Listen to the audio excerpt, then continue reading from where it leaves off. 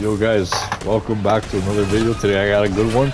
This is gonna be how to beat the tier 5 Elder Aether Escourt solo after patch, because I know 2 weeks ago with the season 1 reloaded update they patched the VR11 or something made the tier 5 Escourt harder, basically, whether it be more zombie spawns or the VR11 itself. Whatever, it's harder and people have really been struggling to do it. So this video I actually do in this gameplay. I'm just going to give some quick tips on how to do it efficiently, and it should be pretty easy. So if you enjoy it, drop a like and do all that, and we'll get into it right now. So in terms of the setup, you're going to want to be running the Lockwood shotgun. I recommend the Lockwood shotgun because it has really good DPS and you don't have to worry about the long reload time that the akimbo tiers usually have. That's why I don't really use them. It takes a long time for them to reload, and the DPS I find is just better with this Lockwood shotgun overall. So you're just going to want to use the meta setup with it: the Defender Barrel, the Crownbreaker Choke, the Slugs, the Sawed-Off Stock, and the Express Light Bolt. It just makes things a lot easier. You're also going to want to bring in the Golden Armor, the Aether Blade, and the Dog Bone if you have it. They're really going to help. I say the Dog Bone is required for this, and the Gold Armor is probably required. The Aether Blade you could go without, but it really helps just clearing out some straggling zombies sometimes. But in terms of the actual Escourt itself, if you're doing this as your last contract to get the Aether Blade schematic, you're gonna want to do the other 2 contracts as fast as possible. For that, you could bring in a Scorcher and get around the map easier because you only have 50 minutes to navigate the map. But in this gameplay, I just do it first as my first contract because it was the one that I wanted to get the gameplay for this video, of course. So another big thing, you're still going to want to bring in a VR11. Even though it might have gotten nerfed for its healing capabilities on the ACV, you're still going to want to bring it because it could still heal it. Even if it takes longer, it's still going to be really useful for that. Also, the most important tip I can give you in this video, or tips I should say, is to bring in turret circuits and monkey bombs. Now, I say turret circuits because sometimes you'll get some lucky turret circuit spawns along this pathway, just like right here. I'm about to put in a turret circuit right here. You can look in my inventory. I also have a shit ton of monkey bombs. I'll tell you why I chose to run more monkey bombs as opposed to using more Casimirs.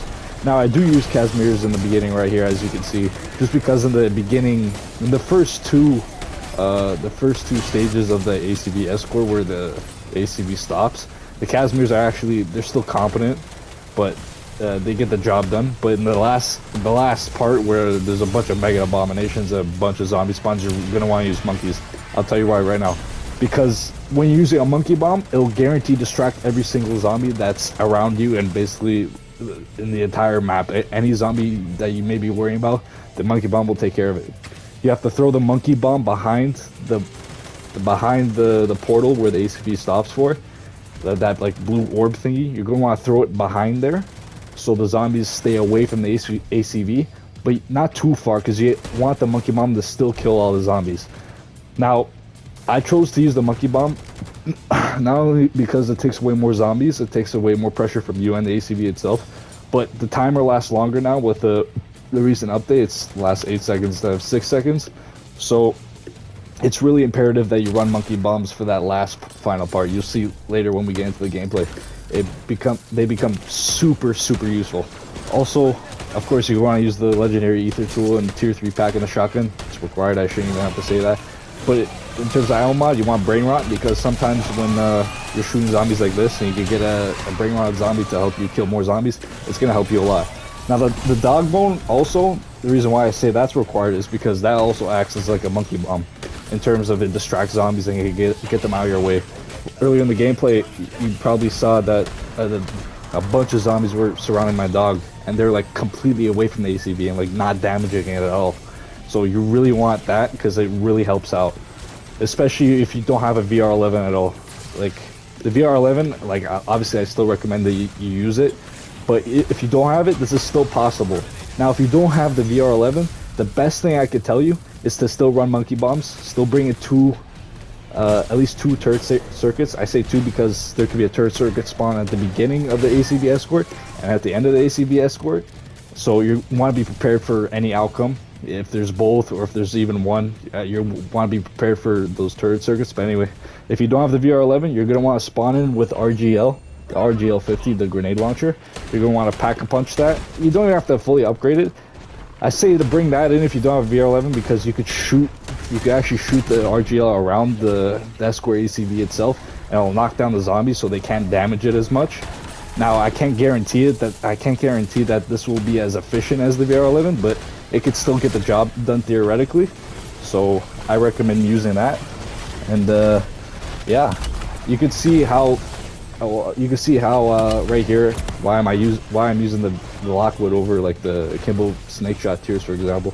It's because the Lockwood has a lot of range and it has a lot of focused DPS. If you aim down sight with it like this, like this right here, like aim down sight, and from a range you can still knock out an Abomination's head there, just how I did right there. So now we're at the end of the contract. This is where you're gonna want to throw out the monkey bombs. Throw them behind this orb. See, all the zombies are just gonna run away. They're just not even gonna go towards the ACV. They're gonna go completely away from it, and then they're all gonna die as soon as they explode. Look at all the kills I got. So I throw another monkey bomb. I put my energy miner just for safety. But you see, even if there's 2 Abominations on the ACV with no zombies, they don't do a lot of damage, especially if you're spamming the VR11 at it. So it actually makes it really simple to complete this contract. See, I had a lot of extra monkey bombs here, so I just kind of kept spamming them. But at this point, you know, it's guaranteed. So overall, I'd say, and then I complete it right here. Overall, I'd say if you're gonna do this whole Elder Aether run and get all the schematics that you want, you're gonna want to do the Aether Extractor contract first. Use the Scorcher to navigate the map more and have a VR11 case ready in your inventory. Then you're gonna want to do the Outlast contract. You do that, and then you pop your VR11. You go pack a punch it at the pack a punch machine in the middle of the map here, or you could use any type of pack crystal, pop that. So then you're gonna accept the Escort contract. You're gonna fly down to it, kill the Mega Abomination before you start it, just because it makes it easier. Then as soon as you get going, you could just start. You could just, you know, go through the whole Escort, throw down any monkey bombs that you have away from the ACV itself. I'm just gonna go back here. Hold up. Yeah, like right here. Okay. Yeah. So, like I was saying, use the monkey bombs. They're incredibly useful just because they have that draw-on effect, like guaranteed. Because the problem is with just using the Casimirs, sometimes you could throw it down near the ACV, but it won't get all the zombies and you'll still take damage. So that's why I say to use the monkey bombs. Just throw them away, you know, fire and forget, and then it'll make your life a whole lot easier. Turret circuits, you know, those are incredibly useful for if there's a turret around you at all.